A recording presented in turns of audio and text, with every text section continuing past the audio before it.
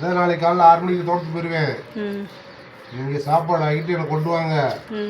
போய் தென்னை மட்டையை போய் வெட்டி ஊர்சா போட்டு 8:30 கரண்ட் வரும். போய் தண்ணி பாய்ச்சிடுறேன். தண்ணியை பாய்ச்சணும். தண்ணியை பாய்ச்சி பூசணிக்காய் வச்சுமா ஒரு 10-50 கிலோ வரும். பாய்ச்சி கொஞ்சமாக உடைக்கலாம். சரி, இப்போ என்ன பண்ணிட்டு இருக்க? பார்த்தா தெரியலையா, பலாக்கொட்டைக்கு தோலை உரிச்சுக்கிருக்கு. பலாக்கொட்டைக்கு தோல்?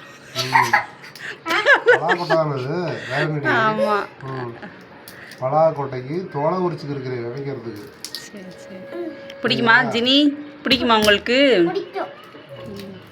சரி, உரிச்சிட்டு அப்புறமா நான் சாப்பிடுவேன். நான் சாப்பிடுவேன். இது போல் பலாக்கொட்டை வந்துட்டு குளிர்ச்சியாம். எவ்வளோ பலாப்பழம் வேணாலும் சாப்பிட்டுக்கலாமா.